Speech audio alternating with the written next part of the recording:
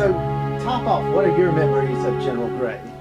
Well, I mean, General Gray is certainly one of the giants of our Corps in all of our history. Of the 50 some odd years that I've been associated with the Marine Corps, either serving on active duty or observing as a retired flag officer, General Gray stands out as one of the perhaps one or two most impactful commandants that we had in our history. Certainly General Wilson, coming out of Vietnam, saved the Corps to a large extent, but General Gray moved the Corps to the next level. He saw a Corps that had spent a long time in the Vietnam fighting and fought in a certain way and needed to be changed, and he changed it. He changed it dynamically, whether it be from the manpower perspective, whether it be from the equipment perspective, but perhaps most importantly from the doctrinal and the concepts of how to fight, whether it be with publishing his, of course, noteworthy warfighting publication, or his introduction of the idea of maneuver warfare into the Corps. I was a young captain in the 2nd Division at the time that he was the commanding general, and he brought maneuver warfare to us in many different ways. Force-on-force exercises, in just the belief that the Marine Corps needed to be able to operate in a maneuver concept of commander's intent and without great communications.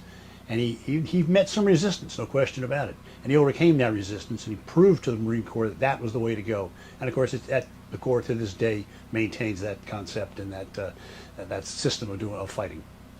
I'm gonna pause for a moment to turn my phone off because just No, it'll ring. It'll ring. So It'll ring. I forgot No to question do about it. that. No question about The it. whole time you were talking. Okay, well, the next question then, as soon as I get this done, is tell me what General Gray's legacy means to you. I mean, you spoke of it in the maneuver, his operational part of changing the Corps. Well, of course, General Gray's legacy is the success on the battlefield that we've had since his commandancy. Whether you look at Iraq, whether you look at Afghanistan, whether you look at the multiple little wars that we had to fight in, he left an impression on the Corps of commander's intent, faith in the commander, and the ability of faith in our junior leaders to take charge of a mission and carry it out. I think whether you look at the fact that he brought the Marine Expeditionary Unit to full fruition, whether he made it special operations capable and sent it on a worldwide forward deployed force that has played a vital mission in so many places. So I think his stamp is across all of our successes and needs to be remembered, I think, and it's important that we do.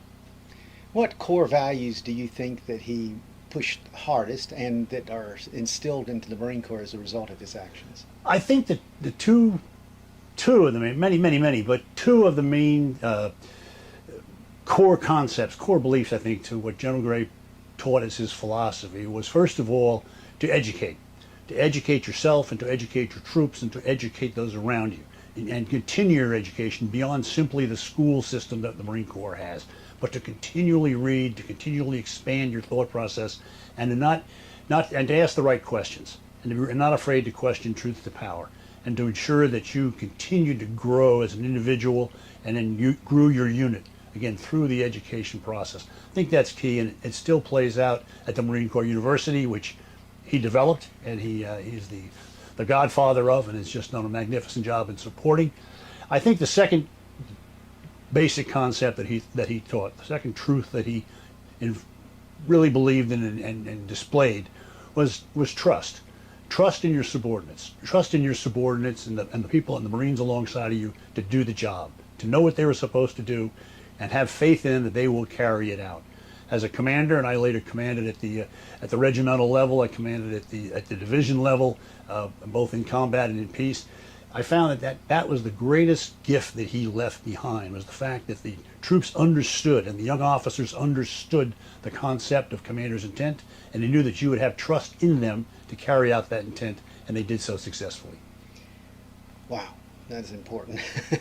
Well, what personal impact has he made on you or others?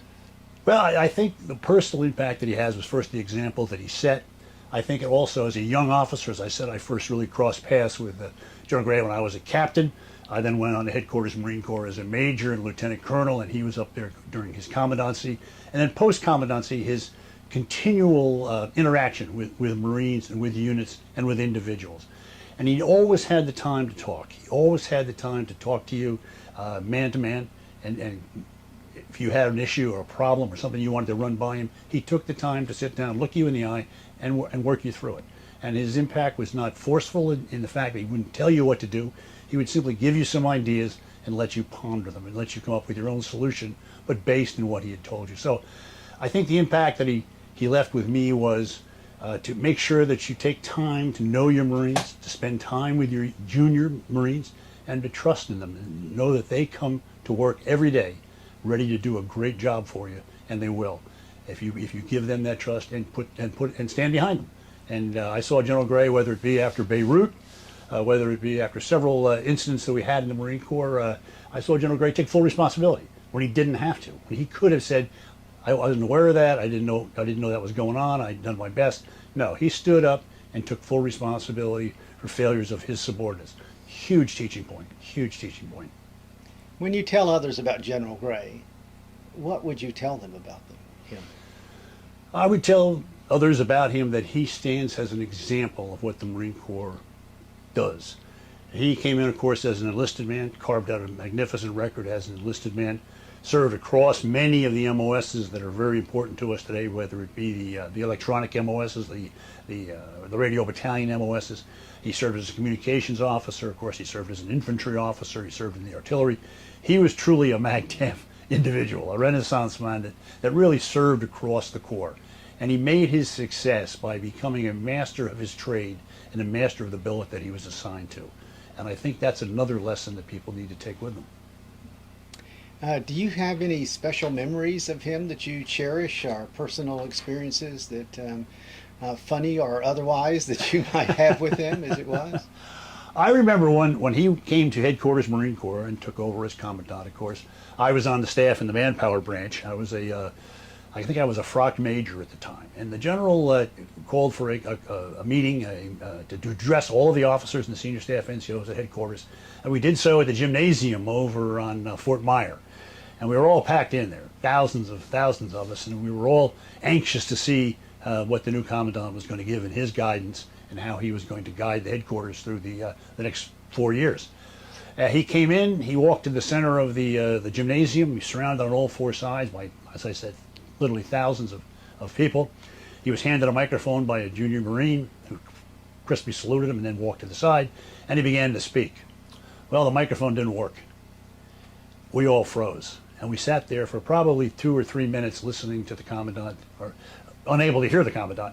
And no one had the fortitude to stand up and say, "Sir, your microphone's not working." And this same junior young Marine walked back out, rendered a crisper salute, whispered to the general. He turned on the microphone and began to speak. And he said, "That's what I want you to all understand. Listen to the junior Marines. Don't be afraid to stand up and tell your seniors when you see something going astray. I don't care whether you talk to the commandant or talk to the gunnery sergeant. Speak up if you see something going astray." Now, I have a feeling that General set that up, but it was one of the lessons I took with me from that, and I've applied it to commands I've had since then. It was extraordinarily effective to say, this is what the General wants. He wants people to speak to him and tell him when things are going off the tracks. That is a powerful story. It was a great moment, a great moment. How is it to you, your perception of Jacksonville and Onslow County as home to the Marines? Oh, it's a wonderful home to the Marines. I had 5 tours. I had 5 tours in the Jacksonville area, 4 at Camp Lejeune and 1 over at the air station. I consider it the place where I raised my children. I consider it home, although I didn't retire here. I retired up near Washington, D.C., but I still come back here as often as I can. It is a wonderful, wonderful part of the world. I've served literally everywhere. Whether it be the people who live here, the way they support everything the Marines do, and from here we've launched units all over the world to go to combat. When I was in Afghanistan and Iraq, the people here in Jacksonville supported my wife, supported my children, ensured they knew that people were counting on us and that people supported us 100%. It's a great, great, great town as far as the people go. The beaches are magnificent. I tell people, hey, you think California's got beaches? You need to come to Jacksonville, North Carolina. I'm a huge fan of Onslow County, a huge fan of the area here. And I think we could not have picked a better spot in the world to put our Marine Corps base.